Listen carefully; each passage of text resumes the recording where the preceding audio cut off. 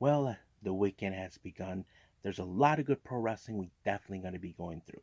For today, we have ChocoPro with their latest show, 342, featuring three matches. Amongst them is a preview match. As you know, the Best Bros are going to be defending their tag titles against Sayaka Obihiro and Kurumi Higare from Prominence. So that's going to be at another later time, but we will see how that rolls up. And then we move on with New Japan Pro Wrestling with more of World Tag League on day 10, focusing only on B block matches. And then we move on with Stardom with Nagoya Big Winter. As you know, we'll be having some title matches defended.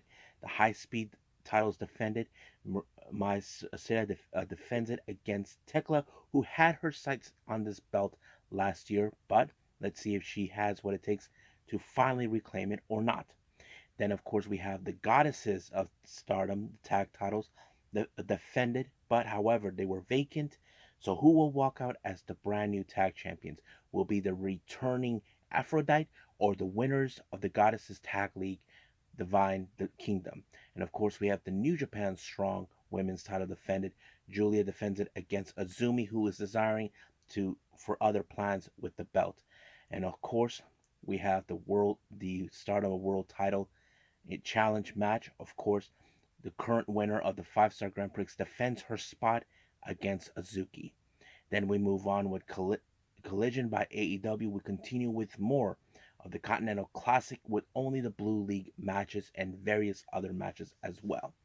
Then we have some news updates regarding what events and things have been going on with the promotion Noah. Of course, information about the great Sakuya, who is the daughter of the great Muda, and various other things. So, let's get ready for another episode of the Leaded Wrestle Zone.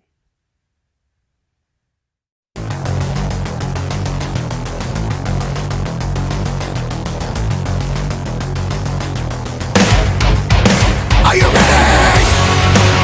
Get up, get up! Get up, get up! Get up, get up! Get up, get up! Get up, get up! Get up, get up!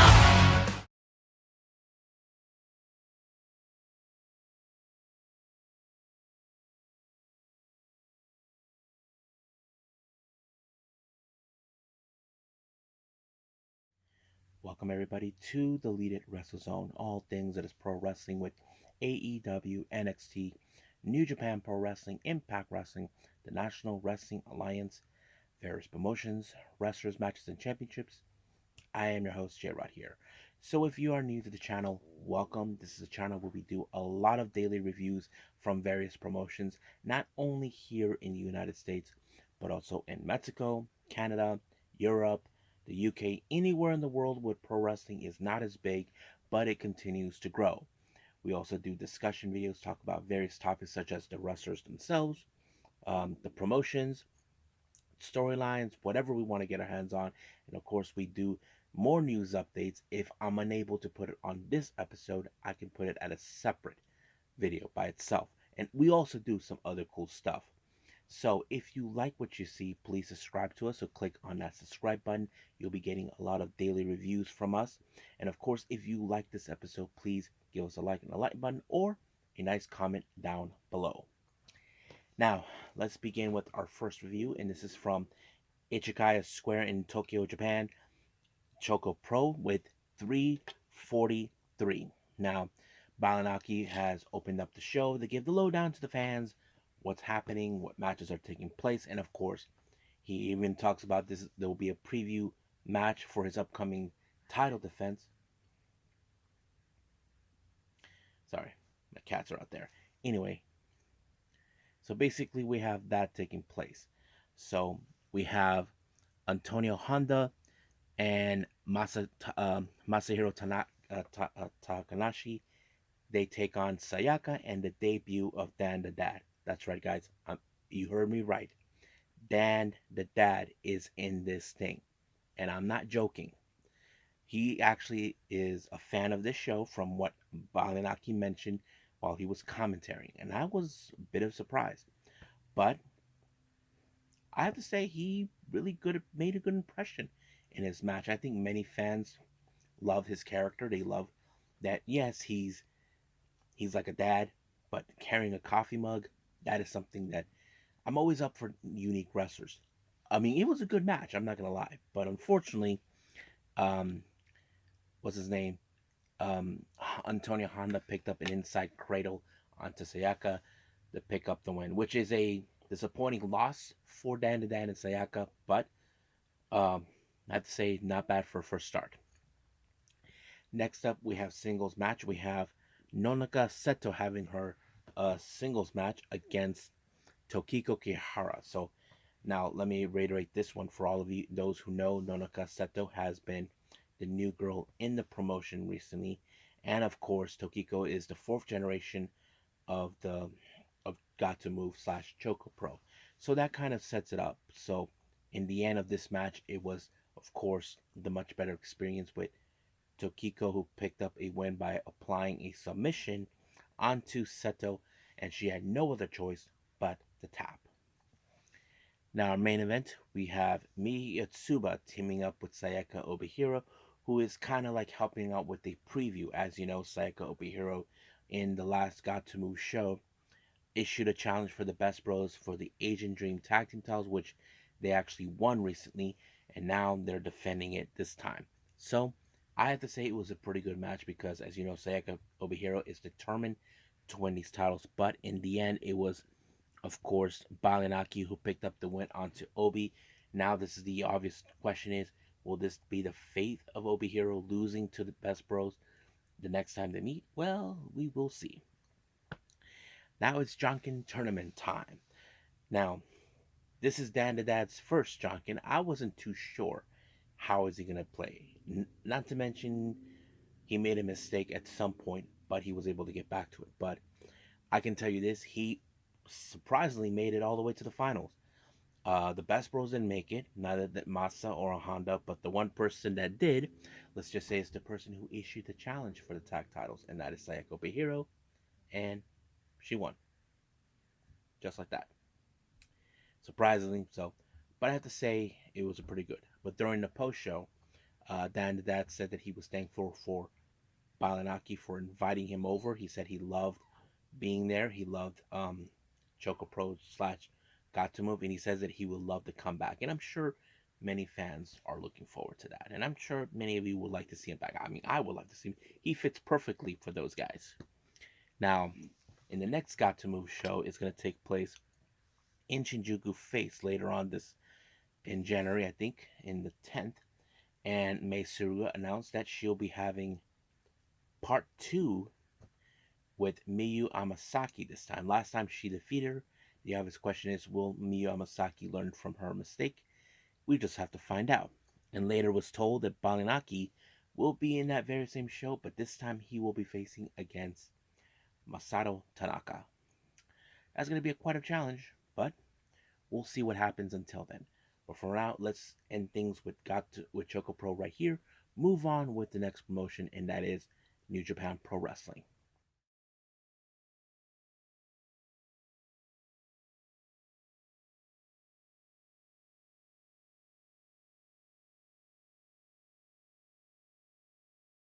Okay, New Japan Pro Wrestling.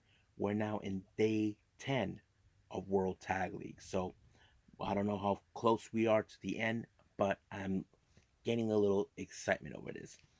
Our first match, we have the Rogue Army, Jack Banzai and Balak Fale taking on God, LP, and Hikuleo. Now, interesting enough, if you guys know this, Hikuleo and Balak Fale are cousins. They are actually family, and it's kind of interesting how they're on the opposite sides. But don't forget, both Hikuleo and LP were members of the Bullet Club before they, El Fantasma was kicked out. Hikuleo um, betrayed Jay White to side with his brother. That kind of sets it up. But one thing that was funny is, of course, the start of the match. LP goes out saying, "Hi, Dad. Hi, Daddy." He was talking about Shingo Takagi. If you guys remember, he had this really interesting feud with Shingo Takagi where the loser has to call the winner Daddy, and that was, of course, Shingo. And of course, I thought it was so funny because, of course, Shingo was in commentary. I don't know what was going on through his head, but it was just too darn funny. Now, I have to say the match was pretty good. However, of course, there was going to be the collision between the two cousins, Hikuleo and Balak Fale. I was looking forward for Hikuleo to pick up Balak Fale, but he was so close. I mean, Balak Fale is a much bigger dude, even though Hikuleo is taller and strong, but he doesn't have the necessary strength to pull it off. But however, it was the Thunder Kiss 86 by El Phantasmo to Jack Bonsai to put him away and giving Hikuleo the chance to pin him 1, 2, 3. They are now currently with 6 points, leading 3 wins and 2 losses. As for Rogue Army, just 1 win and 4 losses. So right now they are at the bottom of the barrel. Next up, we have Soberano Jr. and Atlantis Jr. taking on just 5 guys. I thought this match was fantastic. I loved it. I mean, it's kind of interesting. Now, keep in mind, those who don't know, Taichi has spent time in Mexico before, but it was very fun. I wasn't too sure how this was going to turn out, but however, it was Yuya Uemura who pulled off a miracle on this one. Now, normally I would expect him to apply his move called the Deadbolt Suplex, but not this time. He applied a move that you normally probably won't see him do, but it's like I'm not sure if it's a crucifix. Yeah, it was a crucifix pinfall, one on Atlantis Jr. 1, 2, 3, and I thought beautifully he picked up a very good win, and not to mention he gave his team 2 points, and now they're currently in the catching up to Monster Sauce with 8 points. So right now they are currently with 4 wins and 1 loss. As for Soberano Jr. and Atlantis, they're currently with 2 wins, two, um, 2 losses, and a draw. So that's a total of 5 points. Next up, this one is one that I was looking forward to it.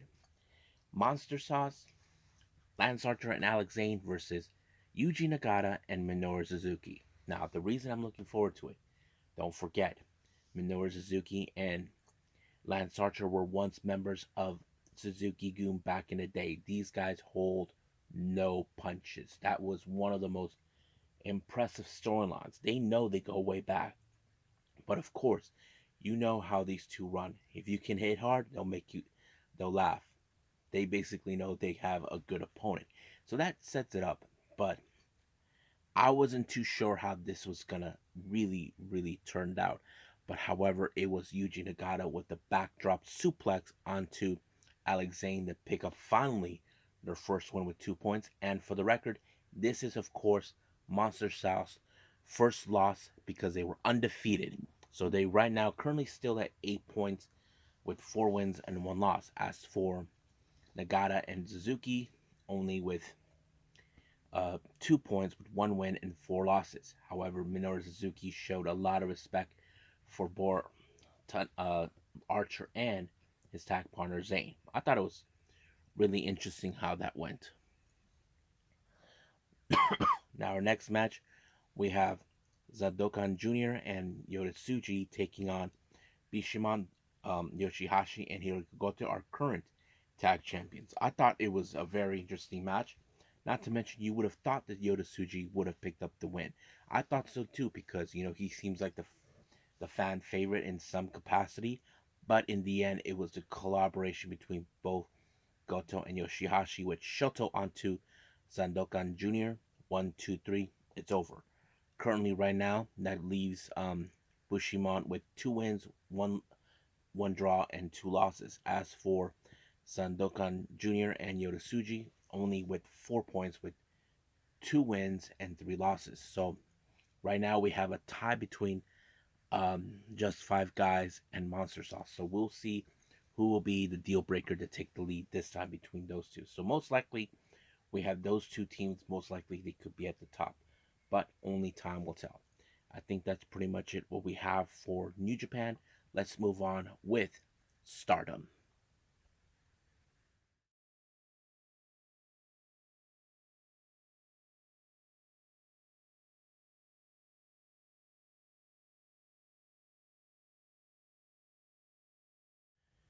All right, Stardom, Nagoya Big Winter. This is just a recent show that just came out recently. Now, it opened up with Hanako teaming up with Miyu Amasaki. They take on Yuzuki and Mina Shirakawa. Now, this is a very interesting team up. Now, keep in mind, Yuzuki is new into the game. We'll see how much will learn with Mina Shirakawa. Now, we know Mina Shirakawa is a strong individual, but however, last time Yuzuki lost to Miyu Masaki in singles competition. So apparently, lightning strikes again for her with the Tenzai, and boom, one, two, three. Amasaki and Hanako picked up the first win. Now, our next match, we have singles action. We have Oedo Tai's Ruka taking on the so called Lady Mai Sakurai. Of course, Mai Sakurai will do her thing as always. Now, of course, you look at Ruka, who is the much younger wrestler who could possibly have more experience. But however, we've seen the growth of Mai Sakurai countless times. I mean, she just recently been doing the um, the Paradise Lock that was effective. However, it was the My Pan roll that made the deal factor right there for her to win, allowing Faruka to lose the match. Next up, we have Stars, consistent of the members of the tag team known as Wingori, Sayaida, and Hanan. They take on the Cosmic Angels, Sayuro Nui, and Yuna Mizumori. Now, keep in mind, Natsupo and Tam are out on injury. We don't know when they'll be back, but we do know that Natsupo said she is healing nicely. We don't know when. Tam says she's asking her fans for a little more time. But I have to say, seeing Sayuri and Yuna may this will help them grow, not only as a team, but knowing that right now they need to rely on each other while the others are out. But it did play out pretty well. But it was in fact once again Sayuri with the Tundra. As you know, she defeated Hanan at the 5-star Grand Prix. Well, Lightning strikes twice again, giving them the win. Now our next match, it's one of the first of three championship matches. We have the high speed title. Tekla issued the challenge against Mai Sita. Now, if you guys remember, last year, um, Azumi, who at the time was the high speed champion, Tekla had challenged for this belt, but however, result of losing this match to Azumi put her out of action for almost a few months. And not to mention, winning the Moneyball tournament, she issued the challenge against Maysita, and she now will claim that belt that it rightfully belongs. However, Maysita is determined to show why she is in the high speed category, and not to mention she wants to live up to the expectation of a former champion that she admires so much. I thought the match was pretty good, but however, it was Maysita with a crucifix pinfall onto Tekla to pick up the win. So Tekla now is in a very disappointing loss. This is two times she has lost the high speed title. So the obvious question, will she get another shot? Well, that will be somewhere down the road. Next up, we have Oedo Tai, consisting of Starlight Kid, Momo Watanabe, and Atsuko Tora. They take on God's Eye, consisting of Ami Sudi, and Mirai. Now, of course, when it comes to Oedo Tai, they will do whatever it takes to win by taking out their opponents outside the ring to soften them up, try to put them in so much pain for them to win. I thought it was a fantastic match, but of course, we've seen the determination when Atsuko Tora when it comes to winning her matches. She applied the Swanton Bomb onto Amisuri, and boom, 1, 2, 3, Oedo Tai wins the match. They immediately left the ring because later on we did see the sudden appearance of Saudi Inoi. Now, keep in mind, Saudi Inoi has challenged for the white belt that Mirai has in her possession. However, that match ended in a time limit draw, which is unacceptable by both women. I'm sure Ami Suri was frustrated, so is Saudi Inoi. Now, I'm sure that this will be something that Saudi Inoi would love to win, not only for herself, but to bring back to the Cosmic Angels. Remember, Tam Nakano is a two-time champion for bringing that belt. So we'll see if she can pull it off. So it looks like that will happen. So we will see part 2 for these two. Next up, we have an MMA fights rule match. We have Scandinavian Hurricane facing off against Nana Takahashi. Now, these two ladies did cross paths recently, and looks like this is where, of course, Nana Takahashi will bring out the passion out of her if she has it or not. Well, fortunately, it did happen because Nana applied a bit of a back fist or something, or back elbow, or Judas Effects type, and KO'd her, Scandinavian Hurricane, and the ref decision to end it, giving her the win. Now, our next match, we have the New Japan Strong Women's title. Azumi challenges against Julia. Now, Azumi has reasons why she wanted to challenge for this belt. She thought this is her way of trying to get close to her mentor, which is, of course, Io Sky, or as you know, or Io Shirai. As you know, Io Sky was the original leader of Queen's Quest. Azumi was the youngest who was determined to prove herself to be a member. And of course, she did. However, it was a much brutal match. Now, you know Julia, the kind of person she would do to bring out the brutality. I mean, she gave her some G triggers, but it was the Northern Light bombs that made a difference to Julia. So basically, right now, this is her sixth defense so far. So we'll see how far she'll go defending this belt until someone loses it. But recently we do know that Megan Bain possibly has her eyes set on that belt. No official word yet, but it will happen some point. Now, our next match is the Goddesses of Stardom. The tag titles have been vacant by Natsupoi and Saito Noi due to the injury that Natsupoi obtained back in October. So, as you know, Divine Kingdom, who won the one tag league, had said to themselves that by default they are the champions. But however, that doesn't work.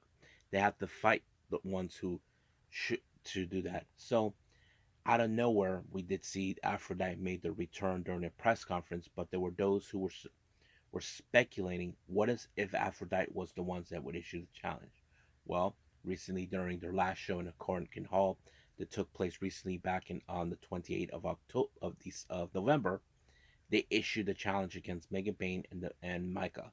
Now we know that these two have been a strong team, but however, are they still have the same strongness that they've always been, the cohesion they've always been in prior before their injuries? So that it will be put to the test. However, it was a much brutal match than you would possibly imagine.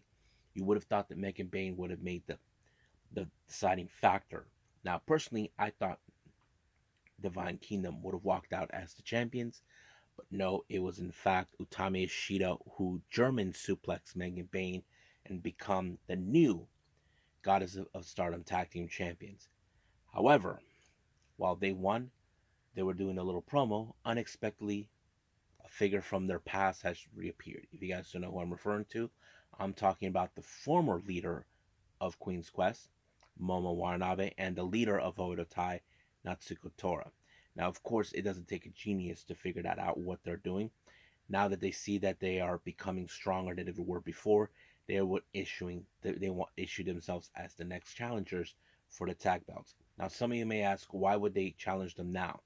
Natsuko Tora has this tendency in her mind that she will not tolerate either a tag team or a unit that are stronger than them. They want to prove that they are the most strongest and more effective unit in the entire Stardom roster. So that would make sense. Now, I wouldn't be surprised if this next challenge will take place at Dream Queendom on the 29th. We just gotta wait and see. Now, we have the World of Stardom challenge match. Now, keep in mind, Suzuki is the winner of the 5-star Grand Prix that happened this year. She was unable to challenge Tam back in Gold Rush on the 18th of November. However, the title's been vacant. Uh, Azuki, who we know has challenged for the red belt before, has now issued a challenge for her spot. So basically, we know that Azuki has desired for the red belt before. So Zuzu has to pick up this win. I have to say, what a match. I mean, you can tell the determination from these two ladies. They want that spot. But in the end, it was Suzuki with the German suplex that made the deciding factor. So as soon as she won, there was a bit of a promo between the two of them. However, of course, we all know what's next. Zuzu will have to face against Micah, who won the right to challenge. So basically, she will be facing for the vacancy. Now, keep in mind, Zuzu was the one who defeated Micah in the finals of the 5-star Grand Prix. Obvious question that tells, as I always say, does lightning strike in the same place twice? Well, we just gotta wait and see until the 29th. But for now, I think we're done with Stardom. Let's move on with our last and final review, and I believe that is AEW Collision.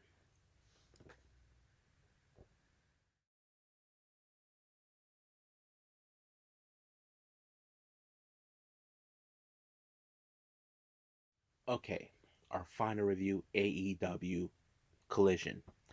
It opened up with, of course, with more of the Continental Classic, with this time with the Blue League taking place. Our first match is Brody King representing the House of Black, taking on the BCC's Claudio Castagnoli. I have to say, what a fantastic match. I think I love this one because it showed the power and resiliency from both individuals. I mean, Claudio, he looks more like a much determined person, but you can tell that Brody Lee is more of the hungry person who wants to win this one. One thing I was like, you can see too many uppercuts. Obvious thing is the big swing was gonna happen one way or the other, but in the end, it was Brody King with a big lariat to put away Claudio. 1, 2, 3. He wins. He is now currently in the lead with 6 points in his league, and of course, Claudio remains at 3. Now, speaking of the BCC, John Moxley goes out to do a video promo explaining how his body's all banged up and all this. So basically, he is living the life. So he's not going to make any excuses how things are going to go. Let's just wait and see what happens because I believe his next opponent will be none other than Rush. So I'm looking forward to that. Our next match, we have Abaddon taking on Kiara Hogan. Now, of course, we haven't seen Abaddon for quite some time, but it was interesting to see her. But however, I can tell you this match ended with Abaddon applying the Black Dahlia and winning the match. But however, lights turned off. We just saw the sudden arrival of the current TBS champion, Julia Hart. Now we don't know what's the purpose, but once again she disappeared. One, I'm not sure if she's trying to recruit her or looking for a challenger. That's the thing that still makes unclear to me. I know we have a lot of questions about that, but we just gotta wait and see what happens on Wednesday or another AEW show. Now, Alex Marvez had a little talk with uh, Samoa Joe over MJF's actions about what happened this past Wednesday. And then all of a sudden, that's right, Roderick showed up saying that, Adam Cole and him are friends.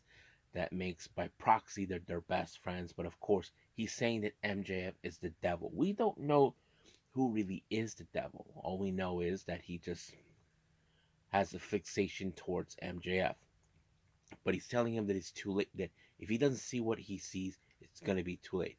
But Joe, he just laughed like he doesn't believe a word that comes out with Roderick Strong, or he just thinks it's just a big joke. We'll just see. Now, our next match is the Continental Classic, continuing with more with the Blue League. We have Daniel Garcia. As you know, he suffered his first loss in week 1. He faces, of course, Andrade El Idolo, who's making his first match attempt in this one. However, on a note, Daddy Magic Matt Menard is at commentary trying to give an insight about Daniel Garcia's behavior. As you know, CJ Perry, who accompanies Andrade, was there, but he took off. Now, you would have thought there would be moments where Daniel Garcia would have done his dance, but however, it was a classic match. There was moments where Andrade was not happy with him trying to do his little dance thing, but it did affect him a little bit. But however, it was Andrade who picked up the win with a flatliner, giving him his first 3 points. Right now, Garcia is currently 0. He is at the bottom of the barrel. Now, we did see what happened this past Wednesday with AR Fox getting brutalized by Wardlow. It appears that his good friend and tag partner, Willie Mack, was not having it. So basically, he is calling him out. So we'll see what happens until then. Our next match, we have the Kingdom along with Roderick Strong taking on the Iron Savage along with Jack Jamison. I thought that was very interesting. Now, as you know, they're trying to prove the point about, oh, we're dedicating this match to my new friend, Samoa Joe. Samoa Joe, he's not going to pay attention to what these guys have to say. But, however, it was a spike pile driver onto Bronson to pick up the win. But, however, during the post match, here we go again with Roderick Strong coming out of the wheelchair. That moron Nigel McGuinness saying that, oh, it's a miracle. Well, we all know he's faking. I think Samoa Joe knows it too. So, we'll see where it goes now. Now, Lexi Nair conducts an interview with none other than Ethan Page. Now, Ethan Page, as you know, he's mostly been regrouping himself ever since losing to MJF, and of course, appearing in ROH, having a bit of a how to say a role. However, he feels that is not enough for him, so he feels that since the next show will be in Montreal, Canada, where he's of course a Canadian. He's saying that he wants the crown of the Canadians, basically become the king. And the only king right now that he believes is Kenny Omega, so he issued the challenge. I'm kind of thinking in the back of my mind, what does Don Callis think of this? That kind of goes up to my mind. Now, our next match, we have tag team action. The House of Black, Buddy Matthews, and Malachi Black taking on Christopher Daniels and Matt Sydal. Good match, very interesting. But however, it was that infamous kick that Malachi Black onto Christopher Daniels to put him away. However, post match, FTR shows up. Basically, House of Black were offering them to join, but however, they refuse and they said that no one's coming to help them because, as you know, CM Punk is gone. So I'm sure FTR may have other friends in high places. So we will see what happens until then. Now, Renee Paquette actually conducts an interview with Tony Storm. As you know, Tony Storm, basically is happy that about her award, but she's not happy how things ended when it came to Sky Blue. So she is putting her belt on the line against her. So there's that. And then Sky Blue later on put a video saying that, that she thinks that she's seeing her phases. This is one where she believes is pathetic. And she is confident enough to believe she's walking out with that AEW women's title. Our next match, we have Hijo de Vikingo versus Kip Sabian. I think this match was pretty good. A lot of spots. Kip Sabian said that, Hijo de Vikingo is underrated and he's done. However, Hijo de Vikingo is one of those wrestlers we all love. He finished the match by applying the 630 onto him. 1, 2, 3, adios. Now, during an interview with Lex Nair, Keith Lee was talking about opportunity against him, a champion of his choosing. However, Shane Taylor believes that he's being overlooked by Keith Lee, so he's not going to have it. So he's telling him that he wants him in final battle and ROH, and Keith Lee accepted the deal.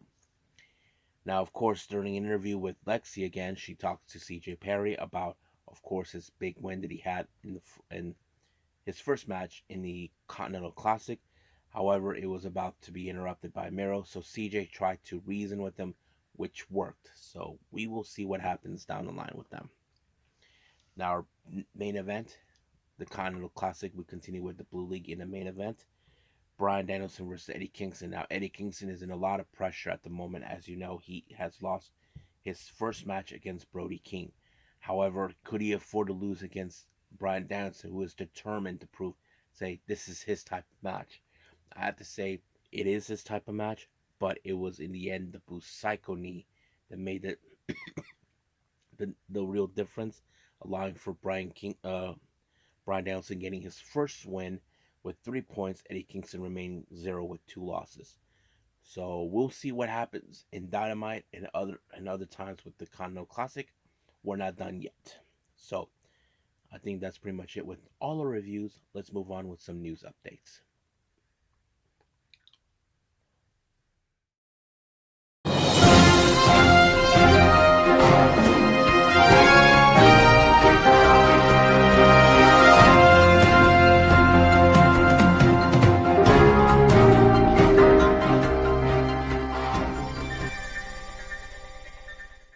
Okay, so welcome to our news updates. Now, first things first, recently there's been a report about Seki Yoshioka. Now, recently he did talk about new challenges and all this other stuff and taking a break. However, it was later reported that he is terminating his contract with Noah due to the effects of his participation in being full time and for his new challenges. So he will be done with Pro Wrestling Noah by the end of this month. Don't know yet where he would go. I wouldn't be surprised if he appears in like what's his name, Katsuhiko Nakajima did in All Japan. I wouldn't be surprised if he makes that point there or New Japan or somewhere else. We just gotta wait and see where that takes us. Now, more with Noah. The much recent development takes place, as you know, the newest show, the best. Haven't seen it yet. A very surprising thing going on. Kota Ibushi appeared and he issued a challenge against Naomichi Marufuji. Now, I don't know what's the context of what he said to him, but I am determined to see that particular show. I just found out I can actually see it. I'll put that on the next episode. So we'll see what happens until then. Now, more with Noah. It was announced for the New Year's show that takes place on the 2nd of January in 2024. Zack Sabre Jr. teams up with Yoshinari Ogawa. They take on against Hiroshi Tanahashi and, of course, Hayata. So that's going to be a fun match. Now, those who saw the last episode, I talked about the great Sakuya, who is the daughter of the great Muta. Now, there's been reports about they're not sure if this is the actual daughter of Great Muta. As you know, Keiji Muto, the guy who portrays the Great Muta, he does have a daughter. I forgot her name. She's an actress. Now, we don't know for sure if this is her. Now, there were reports that were indicating saying that it was Riko Kawaha who made the appearance at the latest Monday Magic show that took place this past Monday. So we don't know for sure what's the extent of that, but we'll follow along as we go when we get there. Now, keep in mind the Great Sakuya makes her in-ring debut on the 2nd of January at Pro Wrestling Noah, where she teams up with Nagisa Nozaki against Aruka Masaki and Yuki Takase. And finally, our last update here, DDT Pro Wrestling has announced that the bounty hunter Brian Keefe makes his way to DDT and he will be participating in shows on the 20th, 21st, and the 28th of January. So I'm so excited to hear how things are going to go for him, but let's just wait and see. But for now, I think we're done with everything else on our news update. So let's just call it a day. All right.